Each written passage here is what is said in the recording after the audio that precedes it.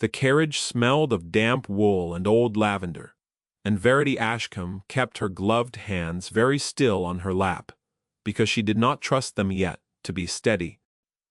Outside the window the hedgerows of Wiltshire ran past in a low green blur, and somewhere behind the hedgerows, she knew, waited the house she had sworn 6 years ago never to enter again. She had sworn a great many things at 19. Most of them, it turned out, had been the promises of a girl who did not yet understand that life would ask her to break them one at a time. The letter from her sister Isolde lay folded in her reticule. She did not need to take it out. She had read it enough times on the mail coach north that the phrases had settled into her like the words of a hymn learned in childhood. Dearest V. I am to be married on the 15th. Papa will not write to you, but I am writing now because I cannot walk down that aisle without you. At the front of the church, please. I know what it will cost you. Come anyway. And here is the thing about a sister's asking. Child. A woman may harden herself to fathers and to lovers and to the whole judging weight of the county. But a sister who once slept curled against her back in a nursery bed will crack her open with 3 lines of ink and no warning at all. So Verity had come. She had come large and unfashionable in her plain gray traveling dress, come with her hair pinned severely under a bonnet she had trimmed twice with the same ribbon, come with a small trunk of borrowed evening things, and a body the world of her girlhood had never stopped remarking on. She was 26 now, and she was, by every measurement the drawing-rooms of her county cared to take, a large woman. Broad in the shoulder, full through the bust and the hip. A woman built as her mother had been built before her mother had grown thin with the last illness and died, leaving 3 daughters and a father who could not look at any of them without flinching. The carriage slowed at the bend where the beeches met the road. Verity closed her eyes. She had once ridden this bend on a hired mare, laughing, with a young man beside her whose horse was better than hers, and whose promises were better than his horse. She had believed both. She opened her eyes. The house came up between the trees exactly as she had feared it would. Ashcombe Grange. Its brick was the same soft red. Its windows still counted themselves out along the south front in the same tidy sums. A house that counted its candles. Her mother had once called it, meaning that even in a house of some means, nothing was ever quite enough. Her father had counted candles. He counted daughters, too, and had reached his tally at 2. The 3rd had gone away. The carriage rocked to a halt on the sweep, and before Verity could gather herself, the door was pulled open, and Isolde stood on the gravel with her hands pressed to her mouth and her eyes already wet. "Howsay?" "You came," Isolde said. And it was not a greeting. It was a marveling. "You truly came." "I told you I would." Verity stepped down with the caution of a woman who had learned to place her weight carefully in front of watching eyes. Her boot met the gravel, her sister's arms went around her, small and fierce, and Verity for a moment could not breathe for the smell of the girl she had left behind, rosewater and ink, and the schoolroom soap they had both been raised on. "Papa is in the library," Isolde whispered into her shoulder. "He knows you are coming. He has said he will not make a scene. That is the most I could get from him. That is more than I expected." Isolde drew back and studied her. There was a woman in that face now where a child had been.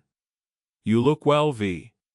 "I look large and travel-crushed, and a decade older than I am," Verity said dryly, and did not let the smile reach her mouth. It was an old habit. If one did not smile, one could not be caught smiling at the wrong moment. "But thank you, I meant well." Isolde's fingers tightened on hers. "Fie. There is something I must tell you before you go inside." Verity had already begun to move. She stopped. She had known somewhere, under the wool of her cloak and the practice of her breathing, that something waited. A house never simply received one back. A house extracted its price for the entering. "Tell me," she said. Isolde's mouth opened, closed. She had never been good at hard things. That had always been the shape of the difference between them. "The wedding party," Isolde said. "Our host. The gentleman lending us his chapel and his rooms, because Papa's own chapel roof came down last winter, and there was no money to raise it. Yes, he is the Duke of Harrowmere."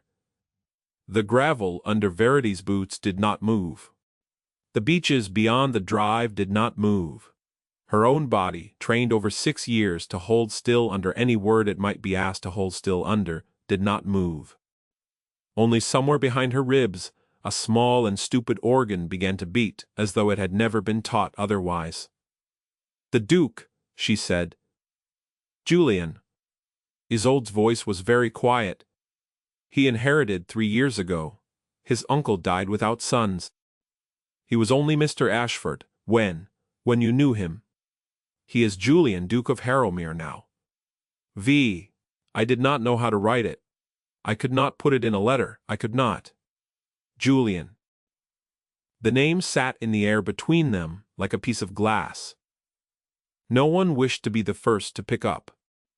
Verity found that she was looking at her sister's ear, at the small pearl earring their mother had once worn on Sundays, and thinking with a kind of remote clarity that the ear was a very fine thing and had grown into itself well. "I see," she said. "He does not know you are coming." "No, I could not tell him either. I feared he would find a reason not to be here." Isolde's eyes searched her. "Vi, do you want to leave? I will send you back this hour. I will marry without you at the front of the church. And I will not blame you for one heartbeat. Only say the word." Verity thought about the words she might say.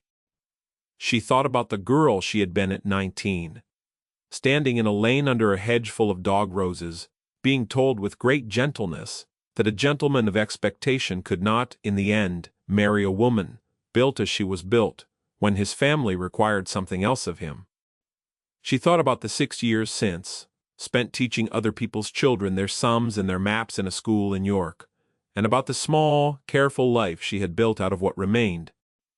She thought about her sister's wedding morning and about a father who had counted his daughters at 2. "I did not come back for him," she said. "I came back for you. I will stay." She lifted her chin. It was a small, private motion, the one she had trained. "He does not owe me any acknowledgment, and I do not require any. If we must be civil in a room, we will be civil in a room. I am not the girl I was, neither is he. That is all it is." That was not all it was. But she had said it aloud, and saying it aloud was the beginning of making it true. The library smelled of pipe smoke gone stale, and of the paper her father had never learned to file. He rose when she entered, a stiff, small courtesy, and did not embrace her. His hair had gone white at the temples. He had grown thinner. He looked at her for perhaps 3 seconds, and then at the fire. And Verity understood that he had rehearsed this, and had failed his rehearsal within the first move. "Verity, Papa, you are well." "I am well. Your school prospers." "It does." He nodded as though a bargain had been concluded. Then, unable to bear his own silence, he said, "I did not ask you to come." "I know that, Papa." "Isolde asked you." "I know I did not stop her. It came out gruff, ashamed." He would not look at her. "I could have. I did not." She understood then that this was as near an apology as her father knew how to make, and that he had been carrying it around like a stone in his boot for 6 years. 4. She felt, quite against her will, a small twinge of pity for him. "Thank you, Papa," she said, and let him keep the fire. They dressed her for dinner that night in one of Isolde's older gowns, let out at the seams by the housekeeper, Mrs. Trent, who had once been the girl's nurse, and who worked at the letting out without any of the sighs and remarks Verity had braced herself to endure. Mrs. Trent's hands were quick and kind. She pinned a bit of lace at the neckline that had not been there when Verity had known the gown and said without looking up, "There. That's a proper shoulder line for you, Miss Verity. Wear it easy." "Thank you," Verity said, and did not trust her voice to say more.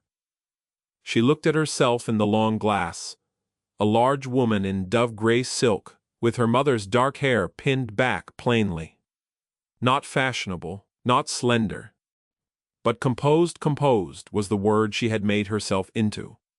Composed was the armor that no drawing-room in England could see through, if one wore it correctly. She practiced her face. She practiced the exact tilt of her chin that said, "I have not thought about you in years, and I am not thinking about you now." Then she went down. The dining hall at the Grange was small compared to what she remembered of Ashford, of Harrowmere. She corrected herself sternly. But it had been dressed up for the occasion with more silver than the family owned, and Verity understood without asking that the Duke had lent them not only his chapel.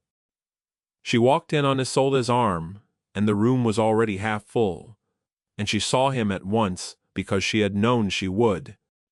He was standing at the far end of the room beside the fire, listening to something an older woman was telling him with great animation, and he was not laughing, but his mouth had the shape it had used to have when he wished to laugh and would not, out of courtesy to the speaker. He was taller than she remembered. Not by inches, by carriage. Grief and title had done something to the way he held his shoulders. He looked up. He saw her. She felt the seeing land in her body the way a stone lands in still water. She did not permit her face to change. She only nodded. Once, across the length of the room, the nod of a stranger who has recognized a family connection and acknowledged it, and then she turned to the woman on her left, who was some cousin of Isolde's betrothed, and asked her about the christening of a child Verity did not know. Julian did not come to her at dinner. He was not seated near her. She had been placed, with what she suspected was Mrs. Trent's kindness, at the far end below her father, among the aunts and the plainer guests, where she could eat quietly and be seen little. It was the seat of the useful woman. She had eaten from 100 such seats. But he watched her. She did not turn her head to catch him doing it. She knew, because she had known him once, and because his noticing had always had a particular weight, and because twice she looked up at the wrong angle and saw him look away a beat too late. That old foolish organ behind her ribs did not seem to have learned anything at all. Between courses an aunt at her elbow leaned in and said, in the voice of a woman who imagined herself confidential, "It is such a mercy, my dear, that you have come. Your sister has needed you. And you look, well. You look very much yourself. One does not lose a figure like yours in a hurry, does one? At least the linens will be well kept, they used to say." Of my own dear cousin meant, kindly, of course. "Of course," Verity said evenly. "At least the linens will be well kept." She lifted her wineglass. Her hand did not shake. She had trained it not to. After dinner, the party moved to the long drawing-room, where the younger women wanted dancing and the older ones wanted the fire, and Isolde's betrothed, a mild, decent-looking young man named Mr. Havers, who had the sense to look besotted whenever Isolde came within 3 yards of him, was persuaded to turn the pages of the piano for his intended. Verity settled herself on a settee half in the shadow of a bookcase and let the room forget her.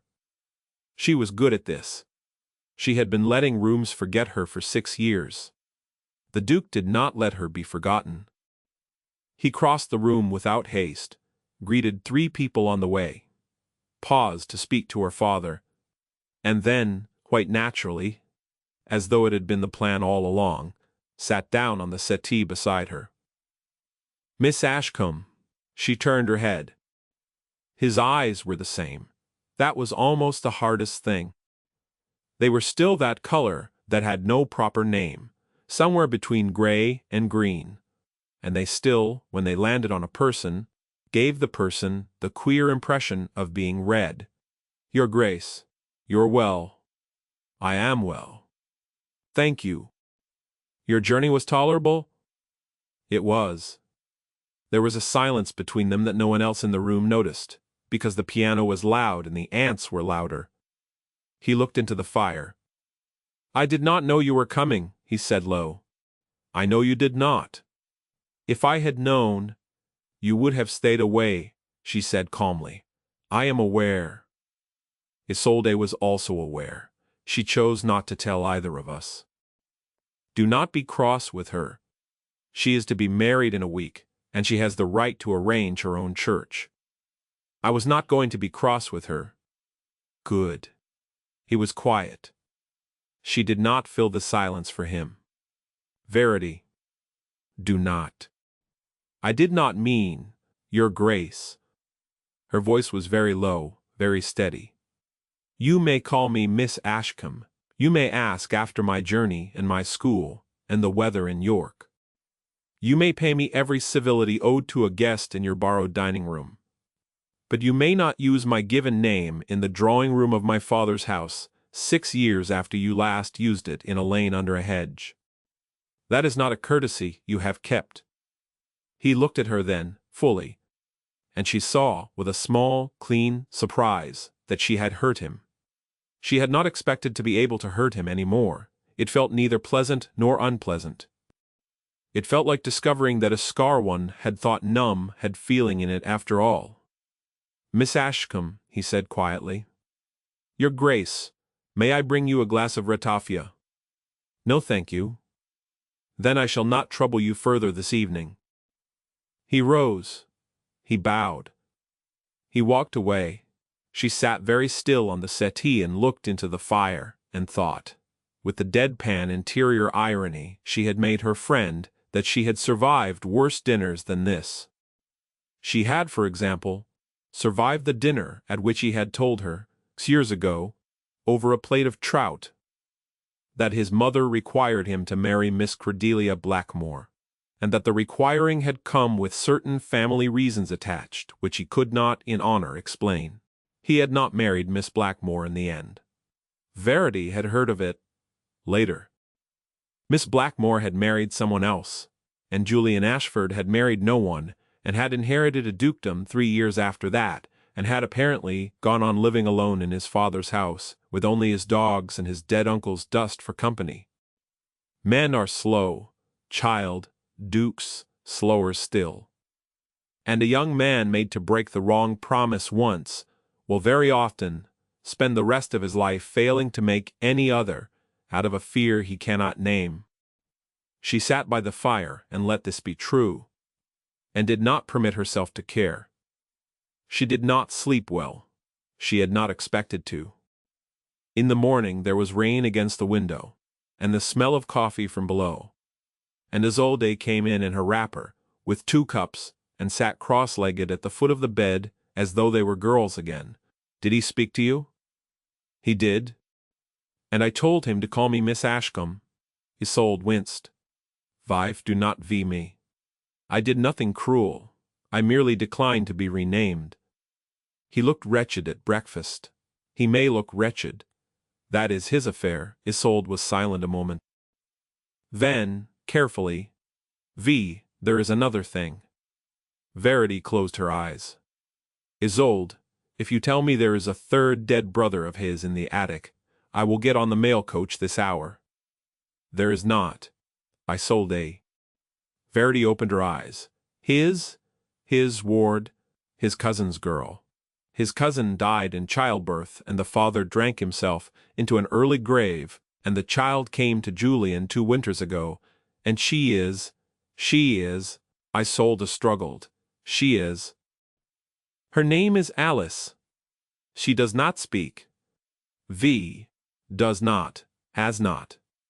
Since her father died, she was speaking before. She stopped. The physicians have all said different things, and none of it has helped. She is here at the house. Julian brought her, because he does not like to leave her at Harrowmere with only the staff, and because Mrs. Trent is fond of children and he trusts her. You will see her today. Verity was quiet. Isolde's voice was very small. I'm not asking you to fix anything. I only wanted you to know before you met her, because you have a way with quiet children. You always did. That is a very sisterly way of asking me to do a great deal. Isolde. I know. They looked at each other, over the coffee cups. Very well, Verity said. I will not avoid the child. I will not be cruel to the child. Anything beyond that I do not promise. She met Alice that afternoon. The child was in the small parlor with Mrs. Trent, seated on a low stool near the window, with a doll in her lap that had clearly been much loved and much mended. She was a slight, dark-haired thing with her father's eyes. If Verity remembered Julian's cousin at all, and she looked up when Verity came in and did not smile, and did not frown, she only looked. Mrs. Trent said cheerfully, Alice, this is Miss Ashcombe, Miss Isolde's elder sister. She has come home for the wedding. Alice looked. Verity, who had taught many children, and had learned that the ones who did not speak were often the ones who noticed most, did not crouch or coo.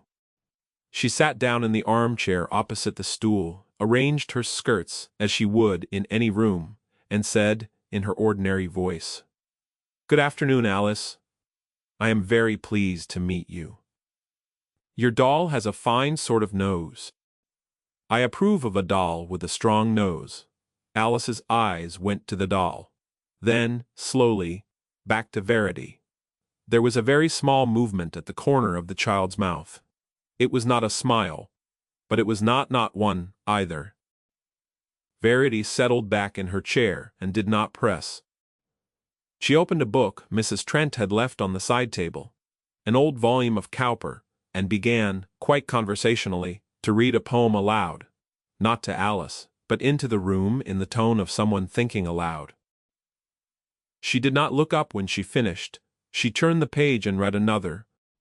After a while she felt, rather than saw, the child slide down from her stool and cross the carpet with the doll, and settle herself on the floor at the foot of Verity's chair, not touching her, but near.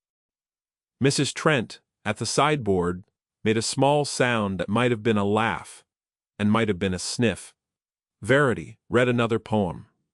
She did not look up when the door opened. She only felt the shift in the room, and knew, without needing to raise her eyes, who had come in. Miss Ashcombe. She finished the line. Then she looked up. Julian was in the doorway. He was looking at the child at her feet. She had not seen his face like that before. 6 years ago she had known him at 19 and 20, when his face had been the face of a young man who assumed the world would be gentle with him, and had not yet been disappointed. This face was older, it was quieter. It was looking down at Alice, with an expression Verity did not have a word for, and that, she decided on the instant, she was not going to permit herself to understand. Your Grace. May I? He began, and stopped, because Alice had reached up without looking and taken hold of the hem of Verity's sleeve between two fingers. The room was very still. Verity did not move her arm. She turned a page.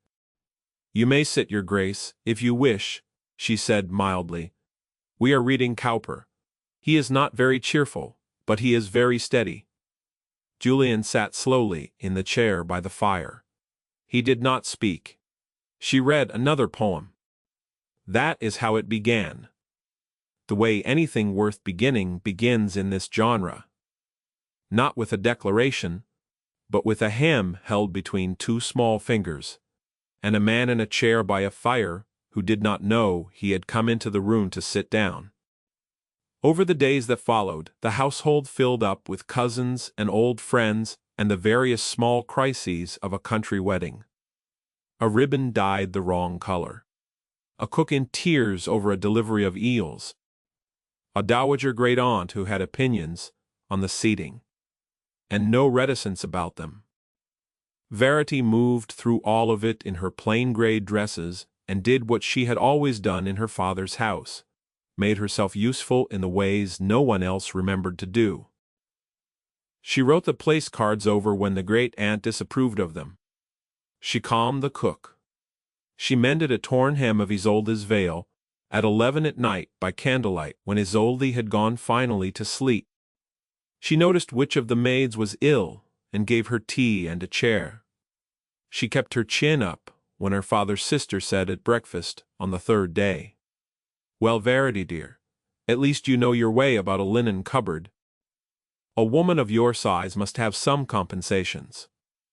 Verity poured her aunt more tea and did not answer, and only permitted the sentence to be echoed once inside her own chest before she set it down.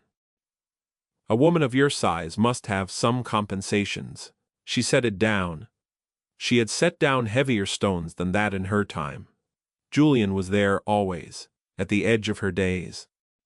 She could not avoid him without being conspicuous, and she refused to be conspicuous. So they met at meals. They met in doorways. Hajan. They met twice on the terrace when both had gone out for air at the same hour, and neither had known the other would be there, and had stood awkward and made small talk about the roses that were finished for the season, and had parted without any of the sentences either of them was privately composing. He watched her with Alice. That was the thing she found she could not quite train herself out of noticing. He watched her when she read to the child. He watched her when she let Alice tuck her small hand into the crook of Verity's arm on the walk from the parlor to the dining hall. He watched her when Alice on the fourth day brought Verity a pressed leaf she had found in the garden and laid it silently on Verity's palm and closed Verity's fingers around it as though giving her a secret.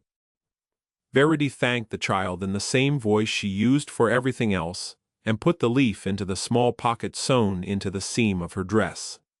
Later, alone in her room, she took it out and looked at it for a long time before she put it in the leaves of her Bible. On the fifth evening, Julian caught her in the corridor between the library and the stairs. There was no one else in the corridor. She had been reasonably careful for 4 days. She had been careless on the 5th. That, she thought, was how a person let a corridor happen. "Miss Ashcombe." "Your Grace. Might I speak with you?" "Not long, in the library. The door left open if you wish." She looked at him. He was standing very still, the way he stood when he did not want to frighten a horse. It occurred to her distantly that he had never in his life needed to frighten a horse. Very well, they went into the library. He did not close the door. He did not sit. She did not sit either. "I have wanted," he said, and stopped. His voice was pitched low. The drawing-room voice had gone. "I have wanted to speak to you since you arrived. I have not known how to begin. I still do not. Then, perhaps do not begin. Verity." "Miss Ashcombe. Miss Ashcombe." He accepted it. He did not sit. "I owe you a great deal that I cannot pay. I know that. I did not come here tonight to try to pay it. I came to say only one thing, which is that Alice has spoken." The room shifted very slightly under her. "When?" "This afternoon. To Mrs. Trent she said more, when the biscuits were nearly gone. And then she said please, and then she looked at Mrs. Trent as though she had frightened herself and would not say anything further. But she said them. Miss Ashcombe. She said them." Verity found that she was pressing the pad of her thumb very hard against the edge of her nail. "I am glad for her, your Grace. You are not glad for me. I do not owe you gladness, I know." They stood in the library with the door open and the corridor cold behind them, and did not speak for a long moment. "May I tell you what her nurse told me?" Julian said at last very low. "About why she stopped, if you wish.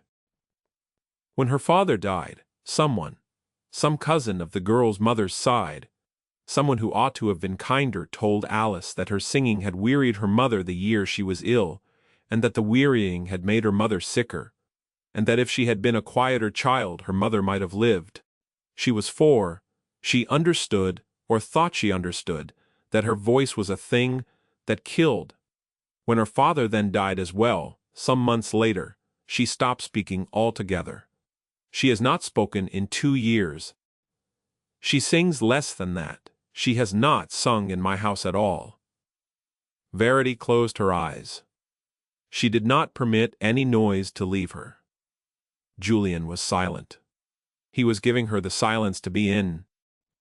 After a while she opened her eyes and said, in an ordinary voice, "That was a very wicked thing for a grown person to say to a child." "Yes.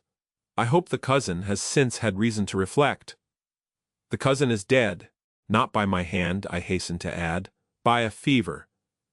Last spring. A pity that you had no hand in it." He almost smiled. He did not quite.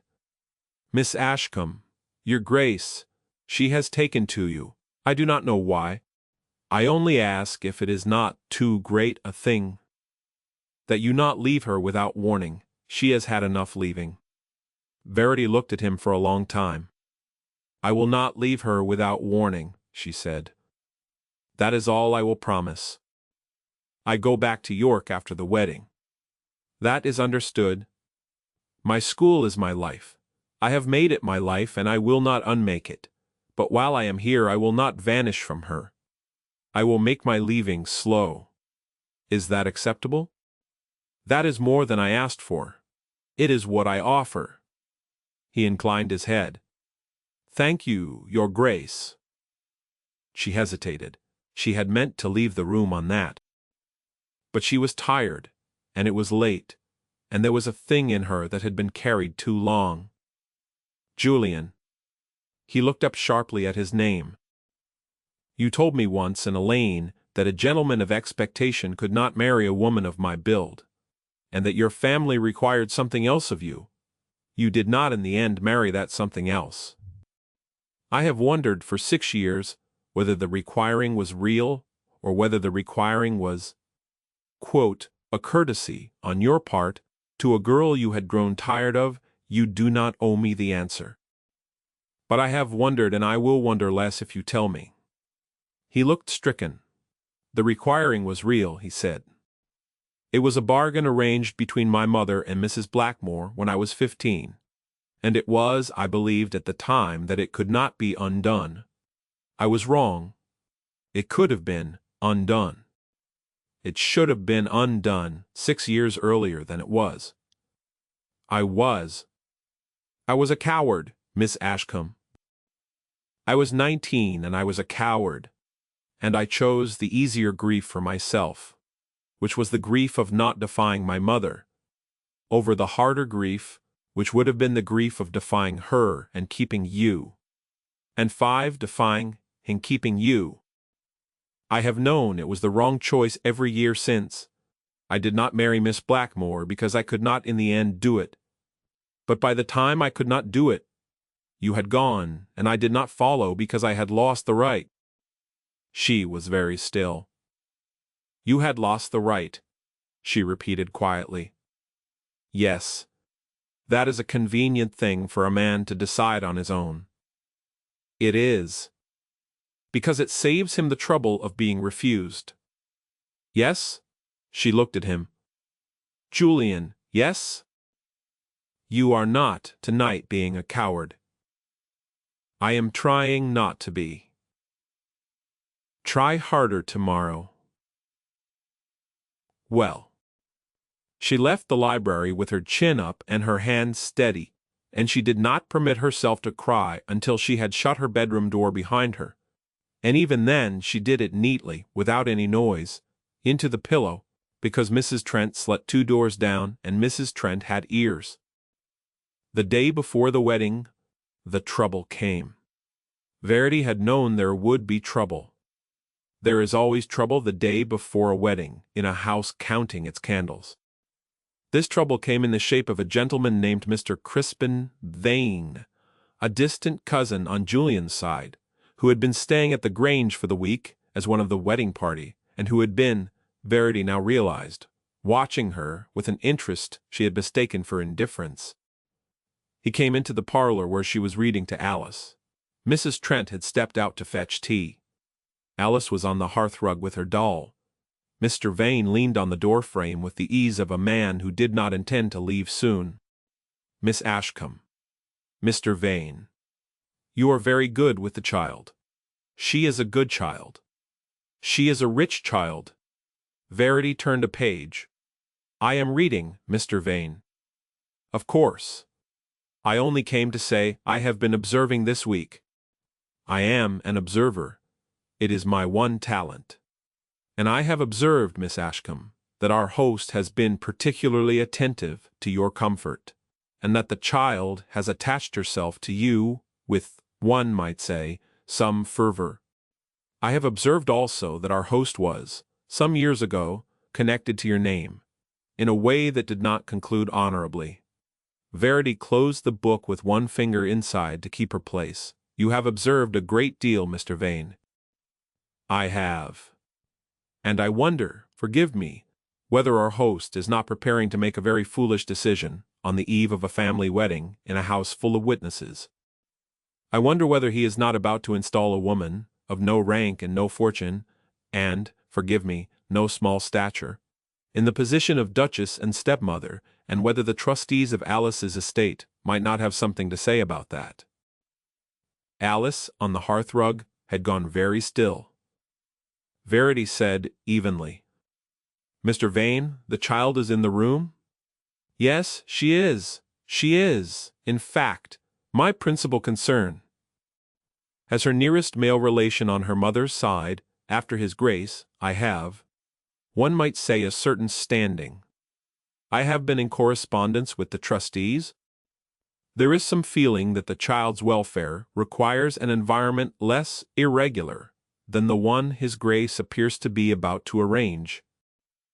You are threatening the Duke's guardianship of a 6-year-old girl in front of the 6-year-old girl. I am observing. Get out of this room, Mr. Vane. Miss Ashcombe. Get out of this room.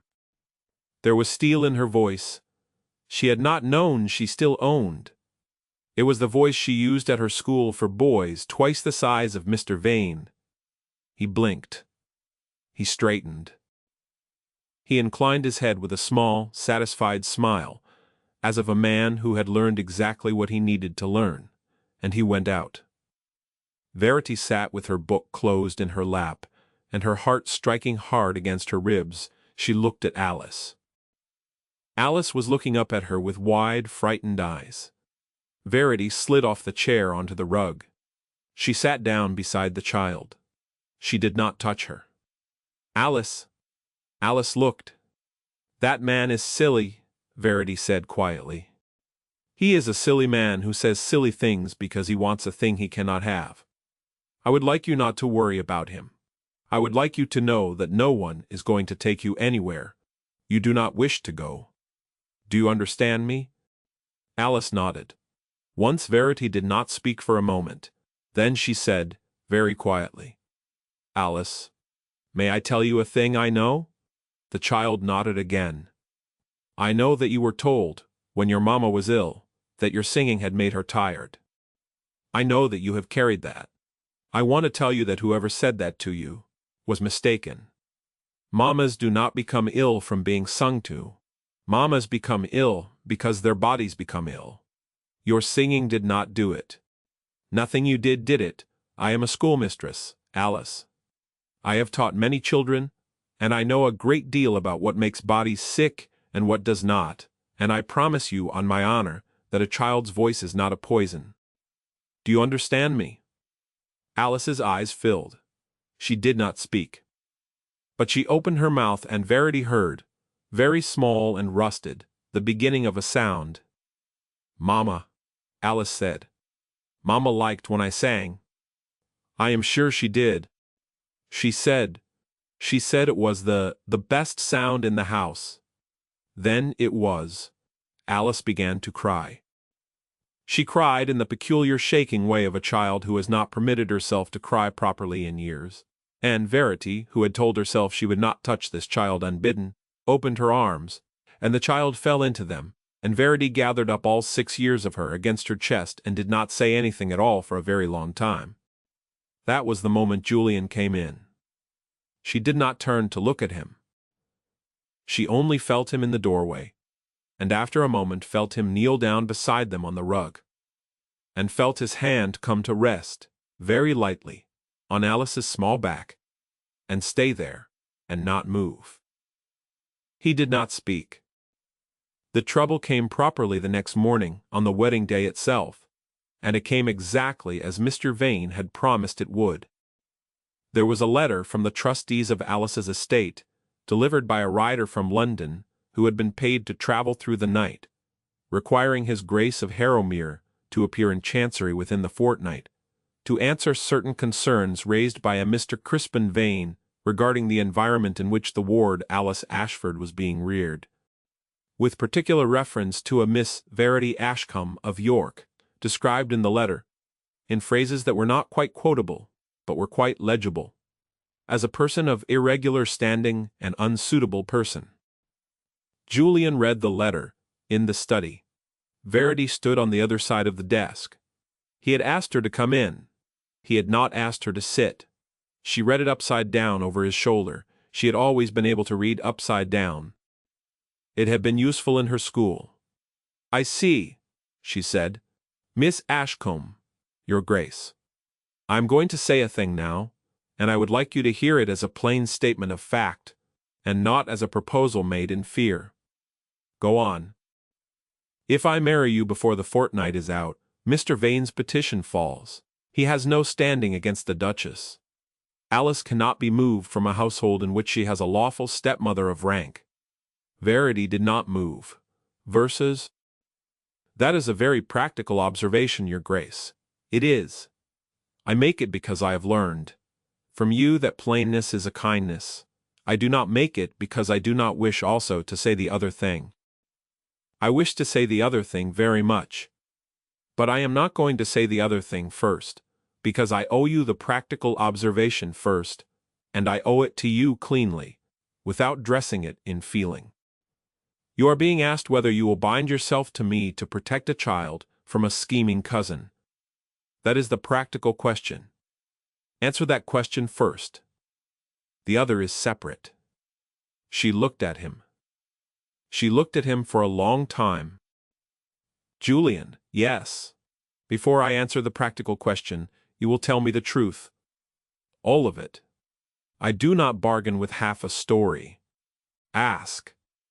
Do you wish to marry me because you love me, or because you love Alice, or because you fear scandal?" "Because I love you. Because I have loved you for 8 years. Because I loved you before I inherited any of this, and I loved you the whole time I was pretending to look for a duchess, and I loved you when Alice came, and I love you now, and I have loved you every day between whether or not I had the right to. Alice is the door I asked you to walk through. She is not the room I am asking you into. She was very still. That is a great deal of loving, for a man who did not follow, I know. You should have followed. If I say no to your practical question, what do you do? I fight Vane in Chancery. I fight him with every solicitor in London, and I fight him until the fortnight is a year, and I probably lose Alice for a time, and I lose you, certainly, and I go on. You would fight for her? Yes. Without me. If I must." She sat down, not because she was faint. She was not faint. She was in fact oddly clear, but because she had discovered that her knees had, on their own account, decided to sit down, and she preferred to accompany them. "I will not enter your house as a solution to a legal problem," she said. "No. I will not be introduced to the trustees as a convenient duchess. No. I will not have Alice know that our marriage was made because a man in a parlor threatened her. She is 6. She will believe when she is older that she was the reason. I will not have her believe that. No. Then here are my conditions, Julian, Duke of Harrowmere, and you will not accept them, because you are frightened of Mr. Vane. You will accept them, because you mean what you have said, or you will not accept them at all. First, we marry, but not before the fortnight, and not for the fortnight's reason. We marry when I have gone back to York, and settled my school, and made proper arrangements for the girls in my care, and returned of my own choice. That will be some months. In the meantime, you will fight Mr. Vane in Chancery on the merits, without me as your shield. And if you lose Alice for a time, I will come to you for it, and I will help you win her back. But you will not marry me tomorrow to keep her. Second, my school does not close. It removes to Harrowmere, and becomes a school for the daughters of tenants and villagers, at my direction, and under my hand, and Alice is one of its pupils. Third, your late cousin's memory, and Alice's mother, are not to be tidied away in this house. Her portrait stays, her hymn is sung. Alice will grow up knowing that I did not replace her mother, but stood beside her memory. Fourth. She paused. Fourth, she said. You will never again, in any lane or any drawing room or any library, tell me or any woman that a gentleman of expectation cannot marry a woman built as we are built. You will not tell your sons it, if we have sons. You will not tell any daughters we have that they must be built otherwise to be chosen. That sentence dies in you. Do you understand me? I understand you. Do you accept? I accept, all four. Then Julian, yes, yes. There was a long silence in the small study. Sunlight came sideways through the window and lay on the carpet in a bright wedge. She could hear, very faintly, the piano being tuned in the drawing-room for Isolde's wedding, which was to begin in less than 2 hours, and which she had almost forgotten in the middle of arranging her own life. Julian said quietly, Verity. Yes? You are the most beautiful woman I have ever seen. I want to say it now, because I want you to know that I have thought it every time I have looked at you for 8 years, and I have never said it, and it is a debt I mean to begin paying today. Not despite anything.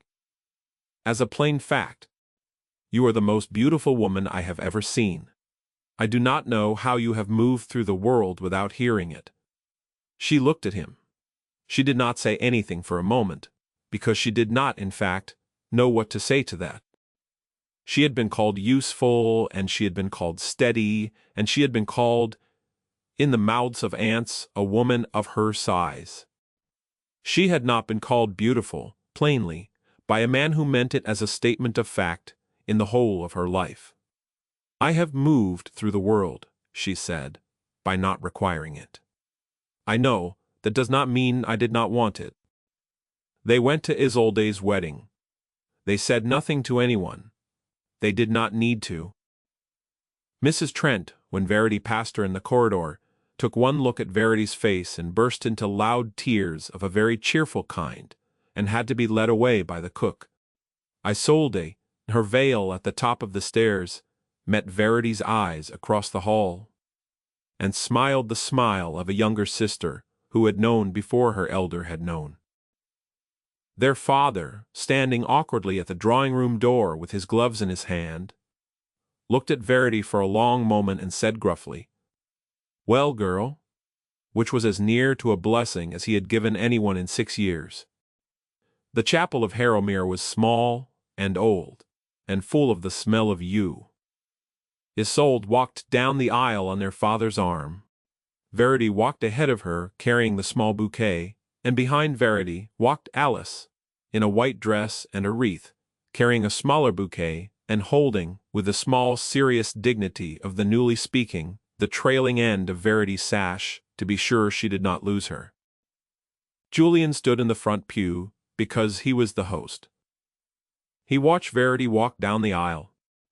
He noticed, as he had always noticed everything, the servant's tired hands at the door, the laughter of a cousin pitched a shade too loud in the transept, the exact tilt of Verity's chin, which was not the trained tilt of the drawing-rooms of her girlhood but a new one, the tilt of a woman who was not defended from the room but at ease in it, and there because she had chosen to be there. He noticed her particularly. That was in the end all it had ever taken. Mr. Vane withdrew his petition 11 days later. There is a certain kind of man who cannot bear a losing case. And Mr. Vane, once informed by his solicitor that his Grace of Harrowmere had produced not only a signed engagement of marriage to Miss Ashcombe of York, dated properly and witnessed by the bride's father and sister, but also a full and sworn deposition from the schoolmistress of Miss Ashcombe's establishment as to her character over 6 years of blameless conduct, and also a letter from the Dowager Countess of Fenmore, who had known Verity's mother and who was outraged by the whole business, discovered that his interest in his ward's welfare had cooled considerably. He removed himself to the Continent, where he continues to describe himself as an observer, and where, one may hope, he is observed in turn by persons of discernment. Verity went back to York. She wound up her school with care, and left it in the hands of a former pupil grown to womanhood. She wrote to Alice every week. She sent in each letter a pressed leaf. Alice, who was writing now and speaking, and, in the last month before Verity's return, singing, quietly, but singing, kept every leaf in a small wooden box on her nursery window-sill. They were married in the spring in the small old chapel of Harrowmere, which counted its candles no more, because Julian had bought a great many candles and had ordered them all lit. Isolde stood at the front. Their father, who had grown thinner, still wept, which surprised no one more than himself. Mrs. Trent wept louder. Alice, in a new white dress, walked in front of Verity with a basket of primroses. And halfway down the aisle, when a primrose fell out and rolled under a pew, stopped and picked it up and set it back in the basket with a serious, competent little frown. And the whole congregation loved her for it. At the altar, Julian took Verity's hand and did not let it go, and said his vows in a voice pitched for her rather than for the church. And Verity, who had come back a year before to a house that counted candles, and had thought she would leave it again in 2 weeks, said hers in a voice that did not shake. Afterwards at the wedding breakfast, an aunt, not the aunt of the linen cupboard, who had been quietly not invited but another aunt, kinder, leaned over and said to Verity in the fluttering voice of a woman who cannot help herself, "My dear Duchess, you must feel that you have quite bloomed. Marriage does agree with some women, so—" Verity looked at her evenly. "I have not bloomed, Aunt Harriet," she said. "I have been seen. There is a difference." The aunt, not knowing quite what to do with that, drank her tea. Alice, from the seat beside Verity, reached up without looking in the way she had, and took hold of the hem of Verity's sleeve between 2 small fingers, and did not let go. Later, much later, when the guests had gone and the candles were burning low in their brackets and the great hall of Harrowmere was quiet, Julian stood with Verity at the long window in the west drawing-room, and looked out at the park under the moon. "Verity, yes, I have thought, all day of the lane. I know, I was a coward there. I know. I have wondered all day whether the courage I have found since would have been enough." Then she did not answer at once. She looked out at the moon on the beaches and at the small figure of Alice, who had refused to go up to bed until she had said good night to both of them, sitting on the window seat, with her doll in her arms, half asleep. "It does not matter, Julian. It matters to me. Then let me tell you a thing I know." She turned to him. Her hand went up and rested against his cheek, quite plainly, without ceremony. "The girl in the lane would have wanted you to be brave then. I understand that she was 19. She had the right to want it. But I am not the girl in the lane. I am the woman who came back for her sister's wedding and found you here, and did not turn round on the drive. I am the woman who set 4 conditions in a study while a chapel was being made ready. I am the woman Alice ran to, on the hearthrug. And that woman would not exist if you had been brave. Then she was made, in the 6 years. You were not. Do you understand me? I think so. Then be brave now, and let the lane be." He kissed her. Then for the first time plainly and without any practiced thing about it, and she found, because she was a woman who noticed, and because the noticing had not stopped just because the noticing was of him, that his mouth was clumsy and warm and honest, and that his hand at her waist was steady, and that he was, as she had always suspected, a man who did not know how to be less than in earnest. Behind them on the window seat, Alice stirred and did not open her eyes, and said softly, half into her doll's hair, "Good night, Mamma." Verity, who had trained her face for 6 years not to change in a drawing-room, let her face change. She let it change entirely. She let the tears come without permission, and she did not wipe them away, because there was no one in the room she owed a composed face to, and because a person's face has the right, once in a life, to be exactly what it is. Julian, who had been watching her, who had always been watching her, and who now would be permitted to for the rest of his life, did not speak. He only lifted his hand to her cheek and left it there. They stood by the window a long time. Outside, the frost was beginning on the park. It would melt by morning as frost does, and that was all right. The mark need not last to be real. She had come back for her sister's wedding. She had stayed for her own. She had stayed for a child on a hearthrug, and a man in a doorway, and a house that had counted its candles for too many years. She had stayed. And you must understand, at the last, that this is the whole shape of it, that the woman the world had decided was merely useful, had walked back into the county that had let her go, and had been seen there, and had been called beautiful plainly, and had set 4 conditions in a study, and had been chosen out loud by a child on a hearthrug, and by a man in a small chapel, and by a house that had, at last, learned how to burn its candles. All at once, the girl in the lane had been left in the lane. She had earned her leaving. The woman at the window had earned her staying. She was not the replacement of anyone. She was not a bargain discharged. She was the one who stayed.